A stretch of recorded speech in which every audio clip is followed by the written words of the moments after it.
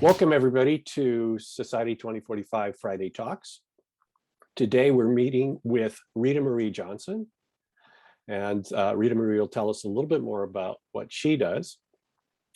But what I would like to do is tell you about, again, while we have these talks, Society 2045 is looking to create a vision, co-create a vision of our society for the year 2045.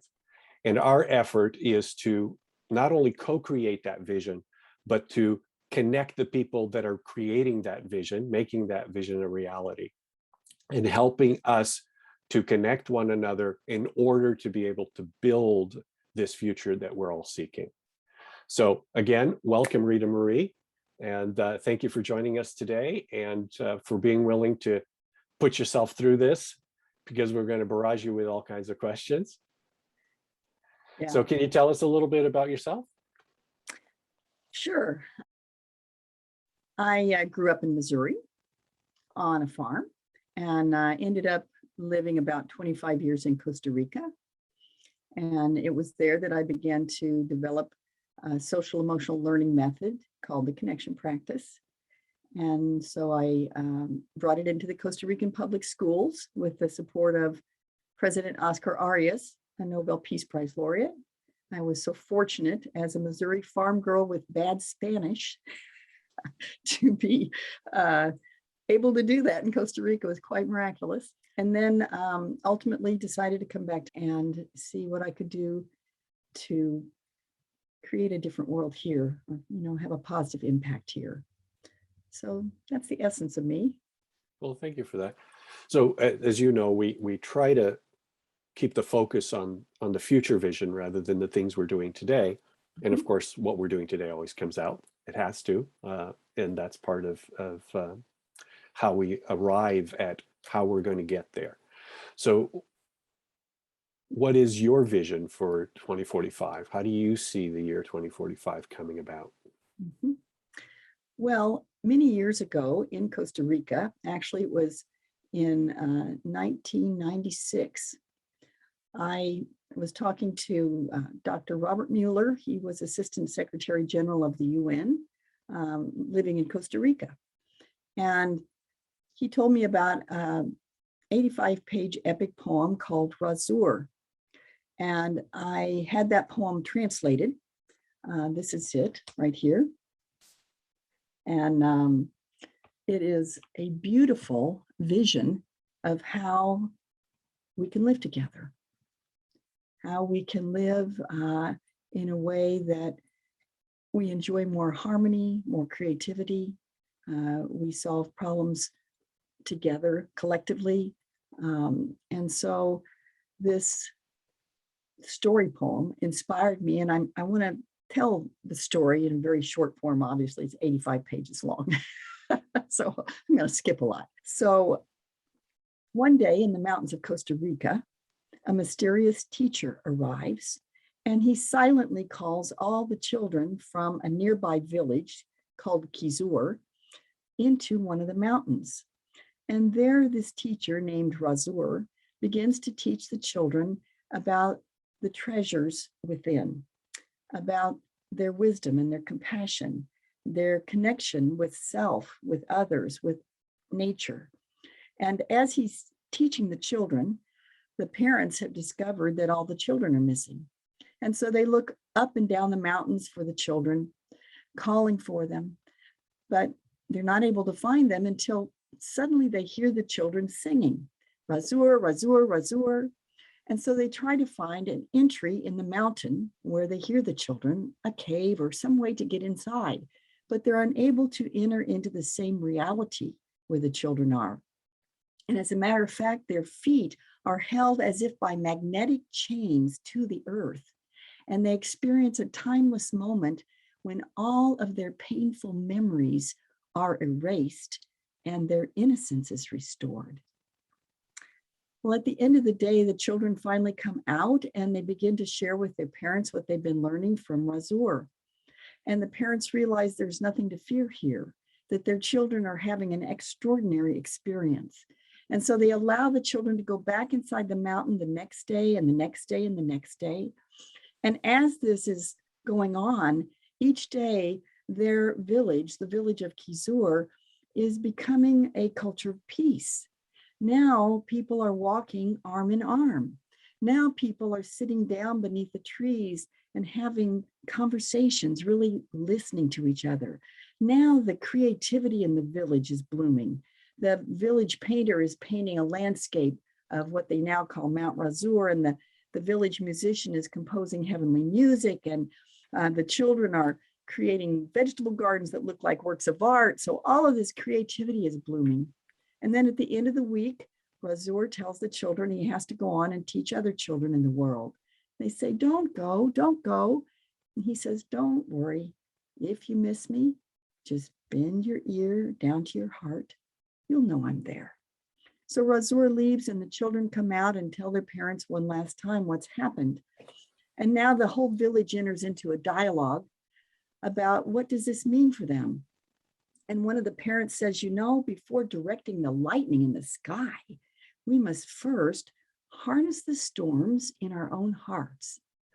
And so there's this sense of consensus around that idea, and that these teachings that Razur brought to them about how to stay connected in every way is something that all of Costa Rica would benefit from. And so the poem ends on a prophetic note. And as a matter of fact, the poem was written in 1946, and in 1948, Costa Rica abolished their army, and they are the only country in the world with no army and with no arrangement for defense with a larger country. So when I had this poem translated and read it, I actually went through a period of time where I was just spending a lot of time listening inside, because I felt like there was something there for me to see, to understand. And I had founded a small school, and after reading this poem, I realized what I wanted to do was take that vision in that poem and make it real in our time. I wanted to find a way to bring that vision down to earth, beginning with my small school there in Costa Rica with the kids. And so that's what I started to do. And so I want to point out some of the things about that vision that are actually happening, that we have learned how to do, that we are grounding in what we do in our work.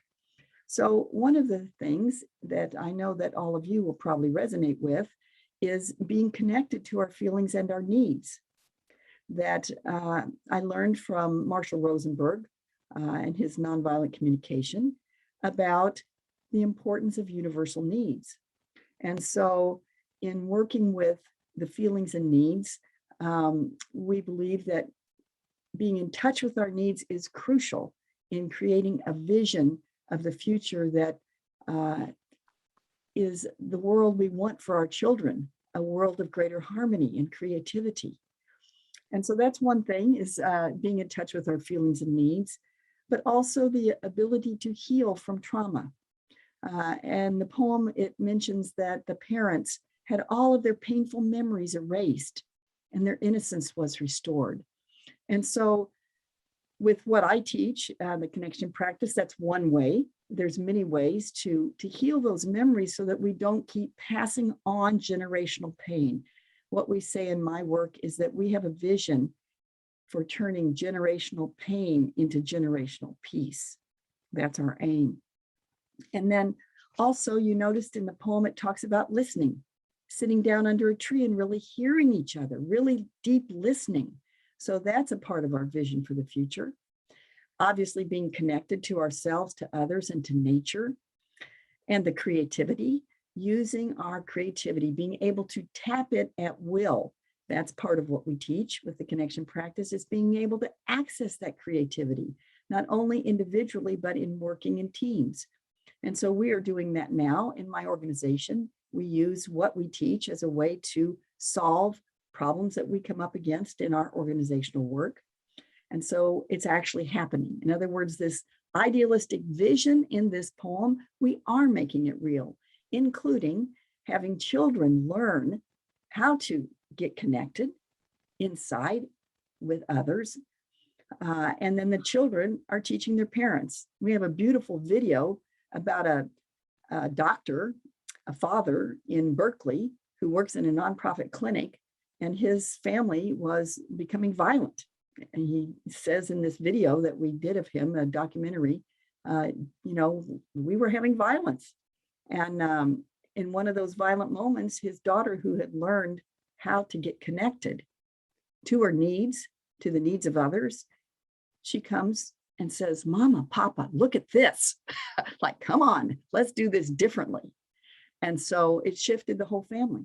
Now they are living in a different way, in a way that is going to fulfill our vision for 2045. This is what we want to see, is the rise of the connected family. When we learn to connect individually, when we learn to live as a connected family, then we're going to be able to ripple out and create that kind of connection at work, which is, I know, one of the focuses for your group is how can we work differently? How can we work from a needs paradigm? And so we are finding that it is possible to do that. We have done it in schools. We did it in a huge way in Costa Rica. We reached 40,000 students the first year, and we're not sure just how that's rippling out now, but we know it is. And so it's possible to bring that vision in this idealistic poem down to earth. We have seen it happen time and time again. So I'm going to interrupt you there because I feel like I need to ask at least one question before the time's out, because that was a beautiful answer. So it sounds like I just want to sort of tease out what it is that we're focusing on here. It's about us connecting with ourselves, with one another, with the earth, and what comes out of that? What's the outcome in aggregate of that in your mind? Is it something that you can describe? Is it something you put a finger on? What would our society look like specifically when those things happen? Well, instead of wasting human potential, we actualize human potential extremely efficiently.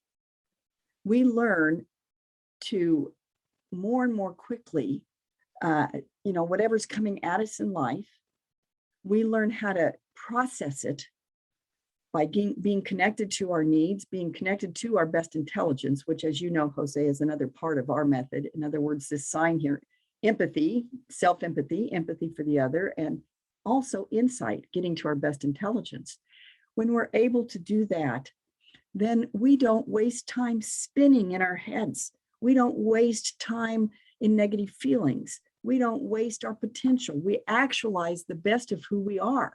And so, of course, if we're actualizing the best of who we are, then that ripples out into a society where we collectively can solve the challenges before us instead of spinning and being divided, having wars. What a waste of our potential, what a waste of our energy, that we can focus and we can become what I like to call transformers. In other words, let's say something comes at us in life that suddenly triggers negative feelings. We say, okay, no problem. I know what to do with that. And so I do my inner process. I know exactly what to do. I come up with the highest and best answer, and I might do that with other people. And then I act on that.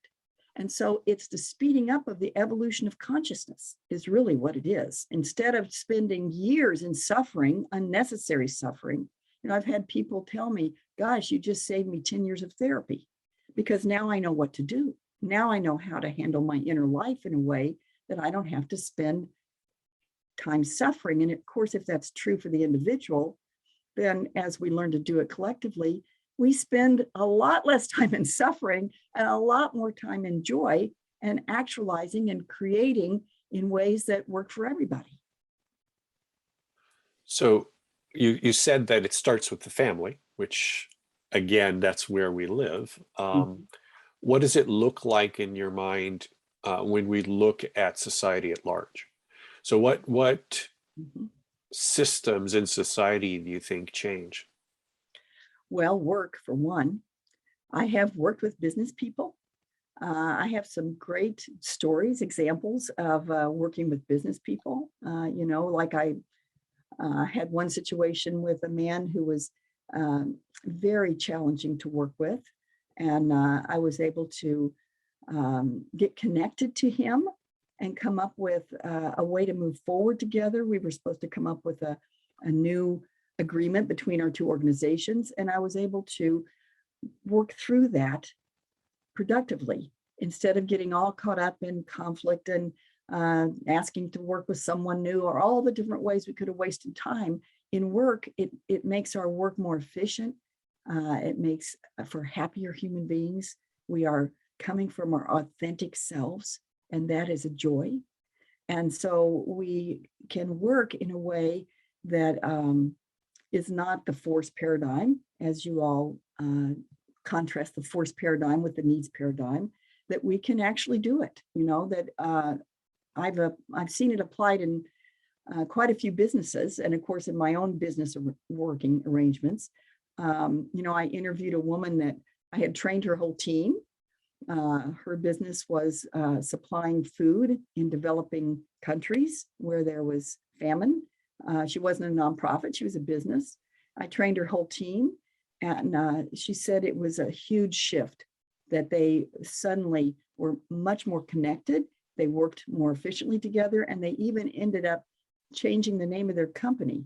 They used what I teach, the connection practice, to come up with a new name. They named their business Connexus.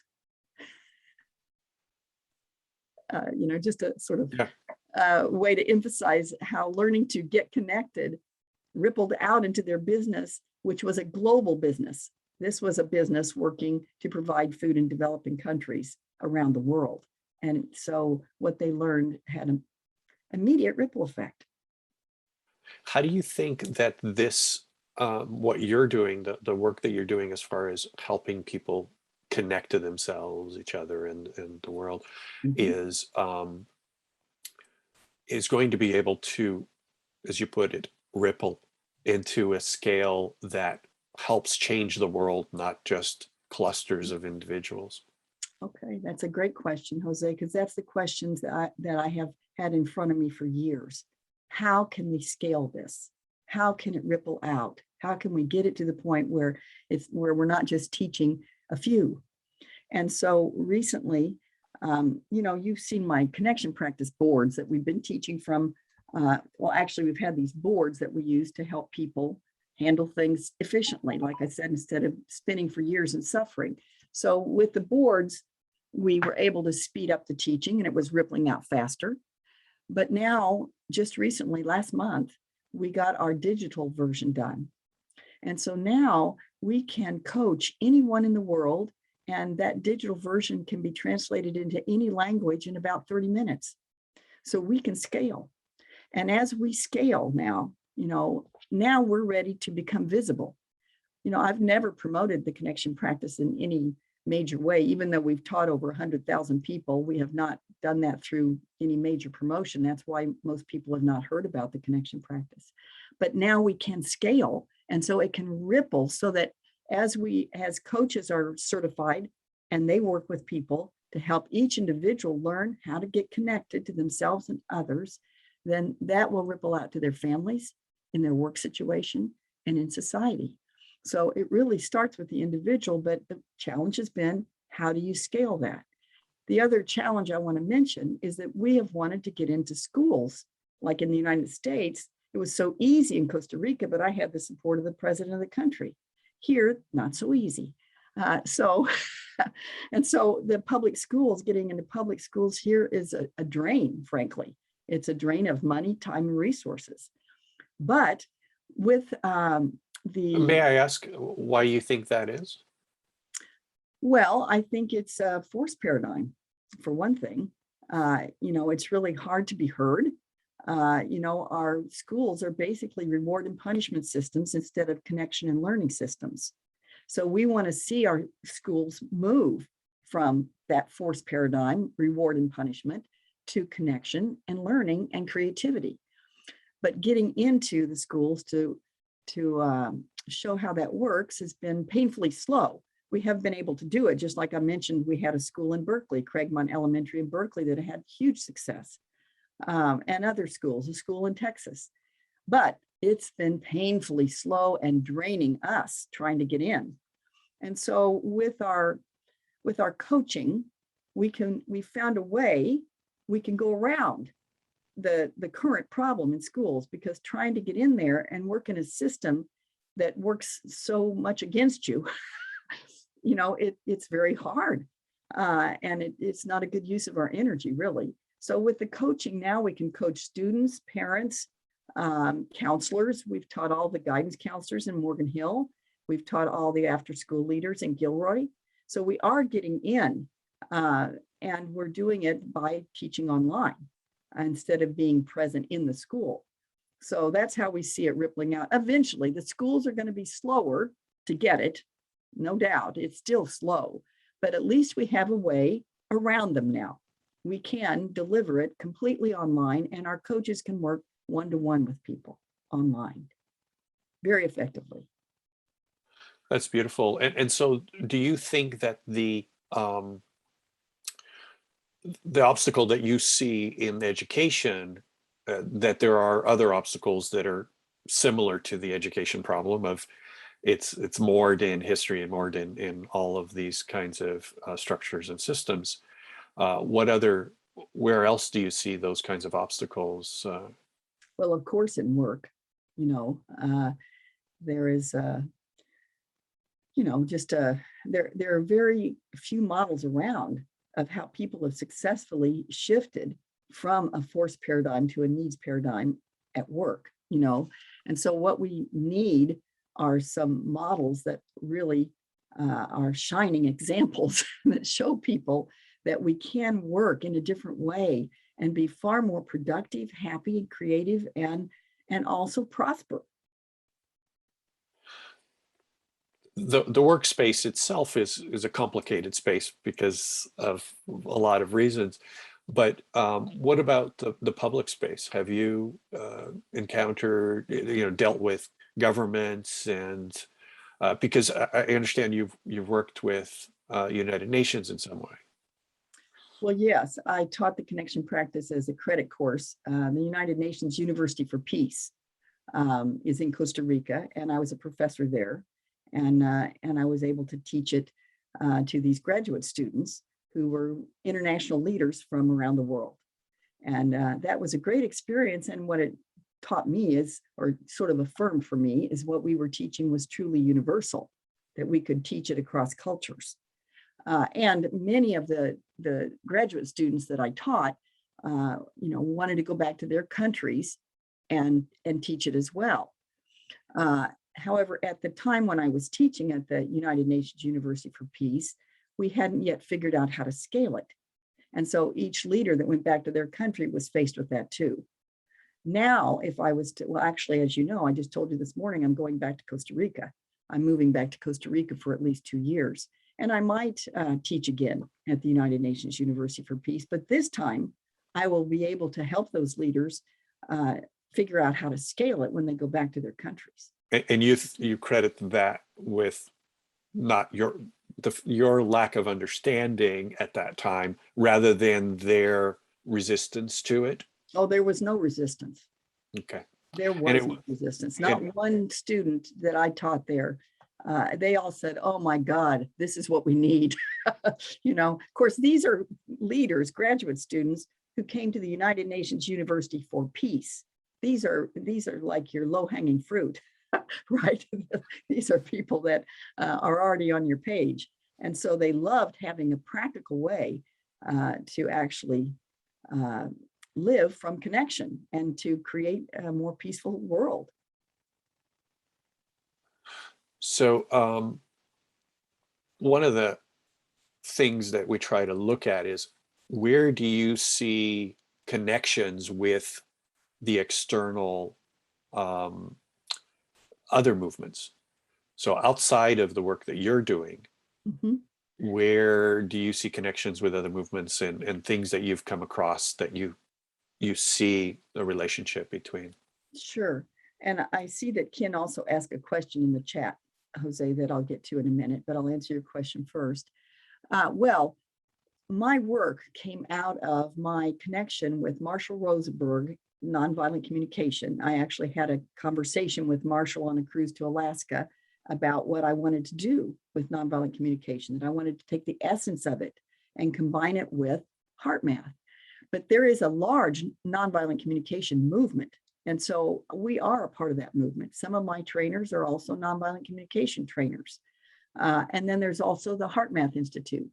There's a large movement for living from coherence, from living from this state, heart-brain coherence, which I've talked to you about, Jose, where that is measurable through biofeedback software. You know, right now, I'm not going to do it, but I could put this sensor on my ear, plug it in my phone, and I could measure the coherence between my heart and brain. And what Heart Math has done is a movement, Jose. I don't know if I've ever explained this part to you, but they are working on global coherence, and they have sensors that they've planted on the earth around the world that are capable of measuring human emotion and its impact on the electromagnetic field of the earth. And so what they've also developed is when you get on your phone to measure your coherence, you can join the group and you can get a measure of the whole group's impact of being in coherence on the whole.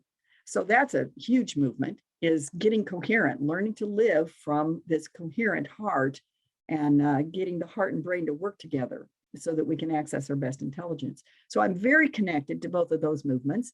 I also obviously resonate with Radical Purpose. I was telling you about Wisdom 2.0. That's another group that is on this same page. There's really a lot of groups, but frankly, I'm so busy keeping us moving. I try to take time to network and be connected to the other groups, but it's challenging. We are a nonprofit, and so just to keep us financially sustainable and moving ahead is a big job. So, yeah, I think it's time to move to questions anyway, but Ken threw in a great question. So I'm starting to think Ken should be doing these interviews all the time. So why don't, Ken, did you want to voice that question? Sure. It's good. So thank you, Rita. It's a pleasure to listen to you and hear all the great stuff you're involved in. I'm curious, have you offered the connection practice in troubled areas like inner cities where there's high substance abuse and high crime rates and a lot of youth at risk? Because it seems to me that it's one thing to reach the people who are. I live in Marin County. There's a lot of people out there who are all like, let's get connected. But I'm always looking for how does this work in the really troubled spots where things are not so easy. And so if you have experience on that, I'd love to hear about it. All right. Well, I did have one trainer in Costa Rica who went into the prison in Costa Rica and taught the connection practice. And we've had just some dabbling there up until recently, because what is happening now is so exciting, because I have partnered with the South County Youth Task Force, which is out of the district attorney's office in Santa Clara County. And they have a juvenile diversion program for youth offenders. And what they realized is that most of the time they've used restorative justice as the way to help these youth learn how to handle themselves better and to make amends. It's all about making amends and having the victim and perpetrator get together, which is fabulous. But where that falls apart is oftentimes the youthful offender or the adult offender, as far as that goes, is not ready emotionally to make amends. Or sometimes the victim is not ready to make amends. And so what the connection practice does is gets them ready. They get connected to themselves. They get into empathy for the other person before they ever get in front of them to make amends. So anyway, we are integrating the connection practice and restorative justice in this very well-funded program. It's funded at about $86,000, $87,000.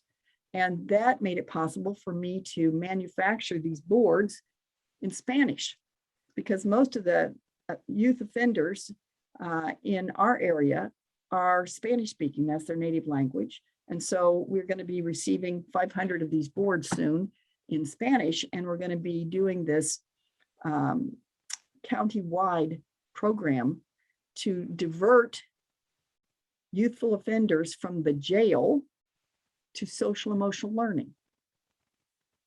So that to me is a huge step forward. So we haven't, well, and the other thing is I've got another trainer who is working for the Homeless Children's Network in San Francisco. And in that situation, he is wanting to bring in the connection practice. There's a lot of therapists that work for that network. And so my trainer there is introducing the connection practice as a way to work with the kids, the parents, the whole situation, which also there's a lot of crime, as you know, there in San Francisco. So he's bringing it in there. I won't go into the details on that, but that's another effort where we're going to where the need is the greatest.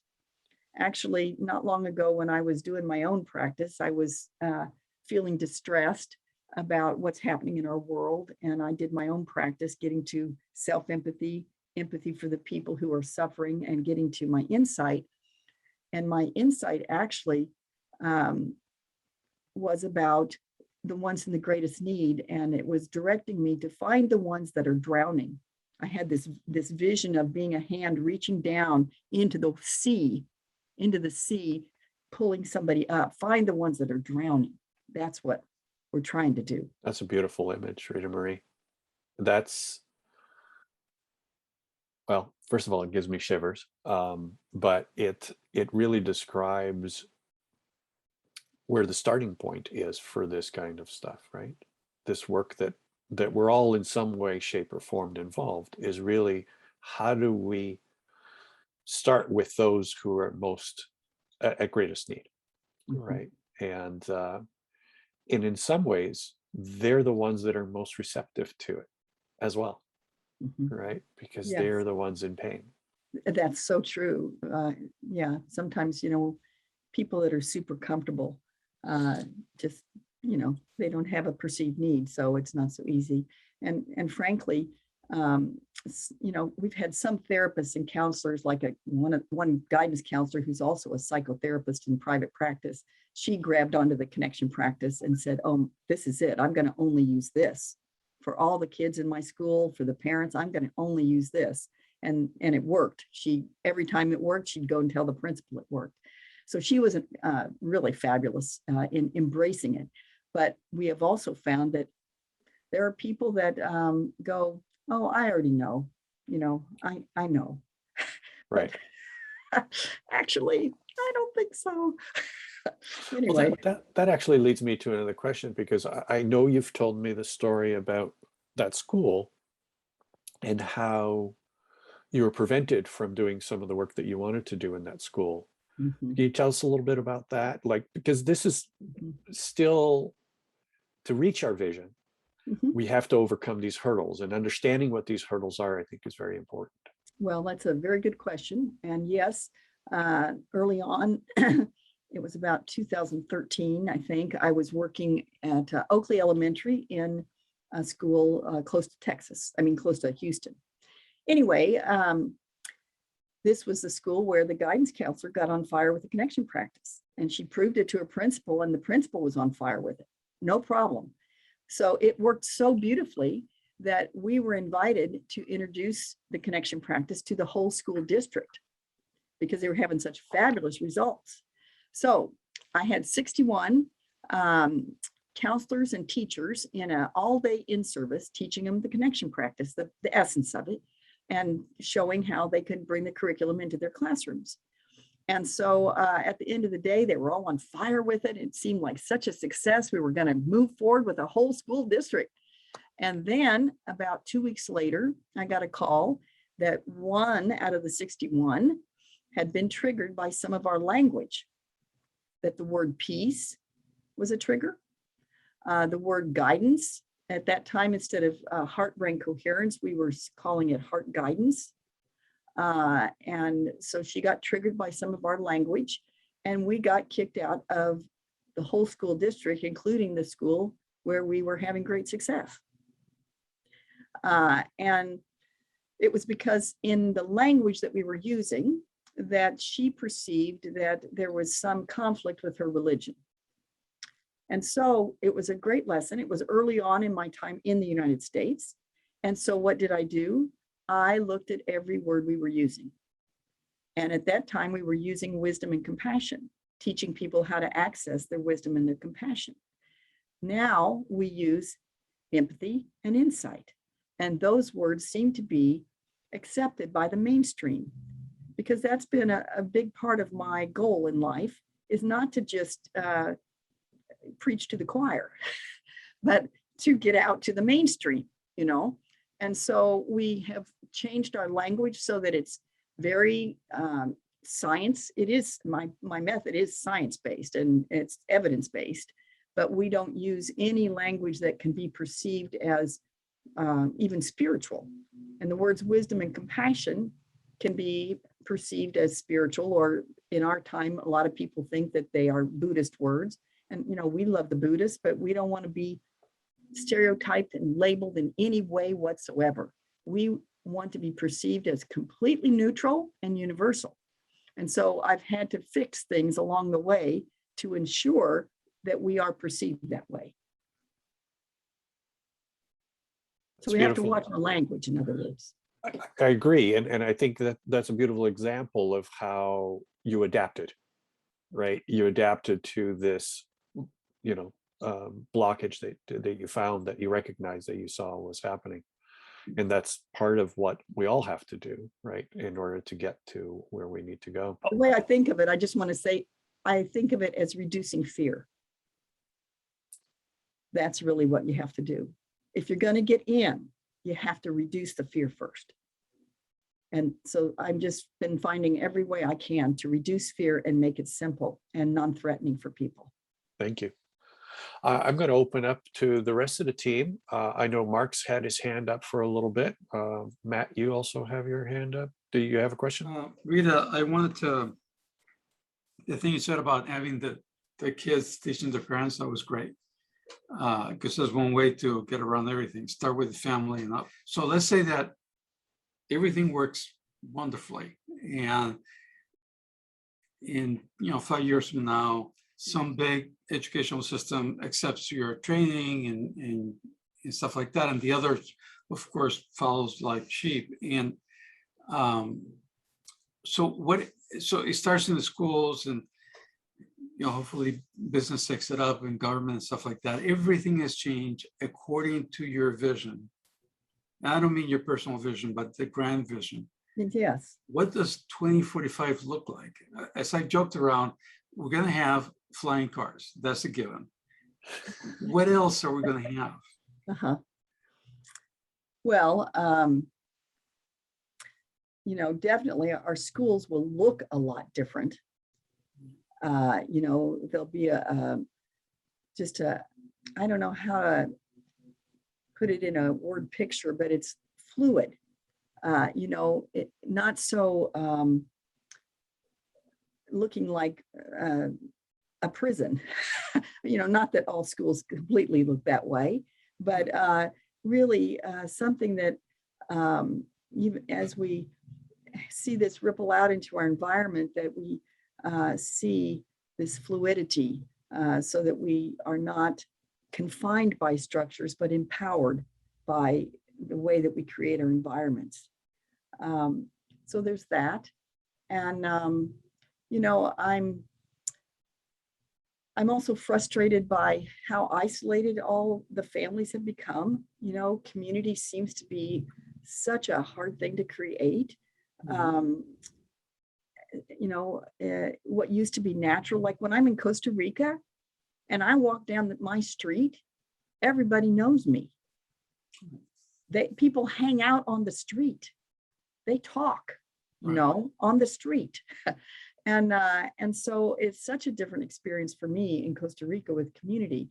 So I think by doing this, we'll find new ways to live where we're not so isolated and each person in their little house doing their thing, that we'll find ways to live differently. And I have been contacted many times by intentional communities who were in trouble. They had big conflict, going on in their intentional community, and they hadn't been able to find ways out. And so for me, actually, just last night, I met with a young couple, a married couple, who want to create a model community that is a needs paradigm kind of community on my property in Costa Rica. My property used to be the national headquarters for the Academy for Peace that I set up there. That's a long story. But anyway, it's a property that has an event center and, capacity for lodging a lot of people and so on. Anyway, this young couple, they want to start a community that is reflective of the kind of values that we're holding here. And it's perfect because there is nobody there now, essentially, just a person we've got kind of watching over the property living there. But to start with a clean slate and have people come in and learn how to connect with themselves, with each other, and with the land there, to connect with nature. It's a beautiful setting. That we teach them that, and they have to be willing to learn to be completely connected. We call it, my book here, to be completely connected. That's what we're aiming for. And so I'm excited to have found this young couple who they really just, they're perfect, seriously, to go. And when I'm sort of having to go back to Costa Rica and live for 2 years because of a tax situation.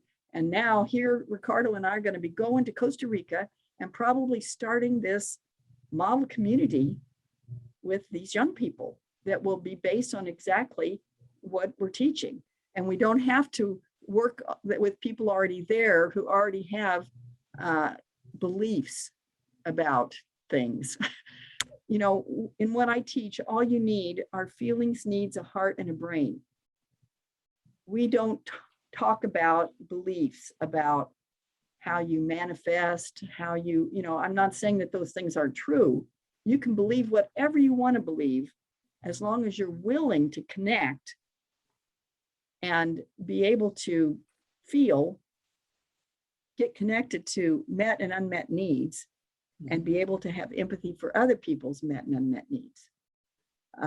That's the essence. If we can just do that, then all the other stuff you can have your belief, just don't lay it on me. So that's an exciting experiment. I have actually, I became minister of a spiritual way of life kind of group, a center, minister of a spiritual center at one time. Okay. And my aim was really to see if I could teach them in a way that we could prevent conflict. Churches and even spiritual communities are hotbeds of conflict. And I wanted to see, is it possible to teach people in such a way that we can actually live in harmony and allowing our creativity to express? Let's assume that all that happened. Yeah. Okay? And it's already, you have a group of people that are helping you spread the word out, etc. So what does it look like for society in general? I mean, today we have companies that are owned by one or few much people. We have governments that are owned by the same people, basically. And there's a bunch of us being divided, and you're black and I'm white and whatever, and all that stuff. So that's what it is today. What would it look like in 24 years from now, given that the transformation happens and there's a majority of people, not everybody, okay? Because you and I know not everybody will fall into it. Right. But the majority of people, the people that are the mainstream, then become connected and can communicate in nonviolent ways and stuff like that. What impact do you think that will have? Well, it is my hope and prayer, you could say, that we can create more equity. We can find a way for there to be a more fair sharing of resources. Because when we're in touch with needs, our own and other people's, the strategies emerge from that. And so, I would see a world where everybody can get their needs met, the most basic needs, that we can get them met. I absolutely believe that can happen, and that it will come about by learning the how to. You see, I think that the reason people act like they do is, the old saying, if they knew better, they'd do better.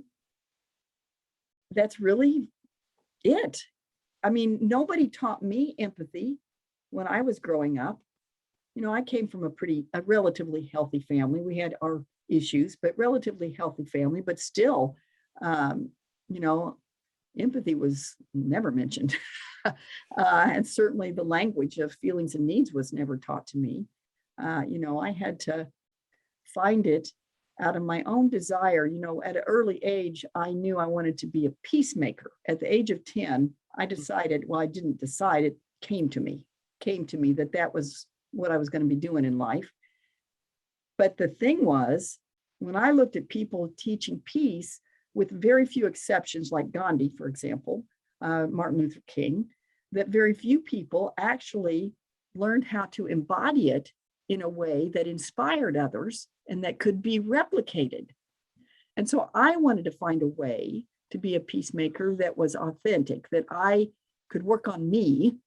And if I was talking about peace, that I actually had some personal, idea of what that's about, and have it be replicable, something that people can actually learn, that it's something we can teach people. And in most cases, I think that's true. Now, of course, even with what I teach, I have to say, you say, well, what would it look like? Well, here's the one thing that I know that is maybe the greatest challenge, and that is that there are human beings who have a lot of difficulty feeling at all. And if you can't feel and get underneath the feelings to what the met or unmet need is, then it's hard to get what I call completely connected.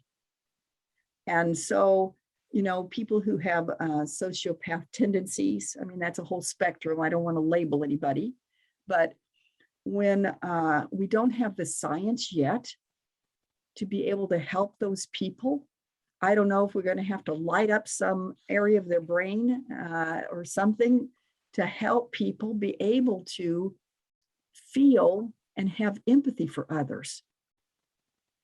I've been reading a book, The Sociopath Next Door.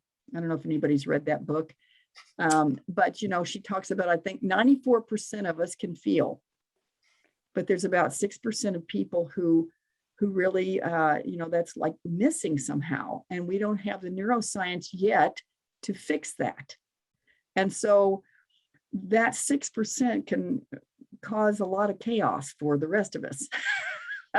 So I do think that we will come to that answer, that with the neuroscience that we're, that's being revealed, all the learning that we're doing around that, I think that we will find a way to help people who can't get to empathy.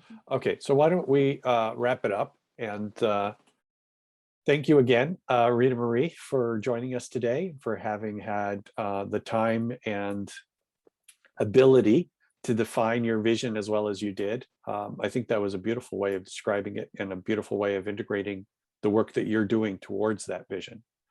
So thank you again. We hope to see you and invite you to come back to 2045 as often as you can, and to also talk to those folks in those other communities that you mentioned, in the nonviolent communications and in the heart math communities and others, to come and tell us about the movements that they're doing and how they relate to others. Mm-hmm. Again, thank you, Rita Marie, and we're done. My pleasure. Thank you so much for having me. Really enjoyed it. It's so great to be among like-minded people. It's not always easy to find your tribe.